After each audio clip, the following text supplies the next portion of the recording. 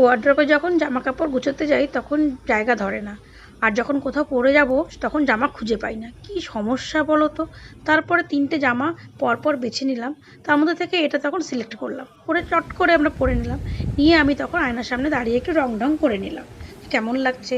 তারপরে এই বলতে বলতেই দুলু রেডি হয়ে গেল, বললো চলো। নিচে আমার বাহনটা দাঁড়িয়েছিল, দিয়ে টুক করে আমরা গিয়ে পেছনের সিটে বসে পড়লাম। তারপরে সোজা চলে গেলাম আমরা দুজন মিলে, 3জন মিলে, সাথে বাবুও ছিল। স্টেশনে গিয়ে দাঁড়িয়ে আছি, ট্রেন আসবে ট্রেনের অপেক্ষায়। এই বলতে বলতে কিন্তু সোজা ট্রেন চলে এসছে। আর ট্রেন আসতেই আমরা টুক করে ট্রেনের মধ্যে উঠে ফাঁকা সিট পেলাম, জায়গা কি আর ছাড়া যায়, চটপট গিয়ে একদম ধপাস করে বসে পড়লাম। তারপরে বসে আছি, আবার দুলুর তো তারা, এই বেশিক্ষণ বসে থেকো না কিন্তু স্টেশন চলে আসবে। দুলু গিয়ে দাঁড়িয়ে পড়লো, পেছন পেছন আমাকেও যেতে হলো, গিয়ে আমিও দাঁড়িয়ে পড়লাম। তারপরে আমাদের বেলুড় স্টেশন এলো, আবার টুক করে ট্রেন থেকে নেমে পড়লাম। নেমে আমরা হেঁটে হেঁটে সোজা চলে গেলাম বিবেকানন্দ সমাধি মানে বেলুড় মঠে।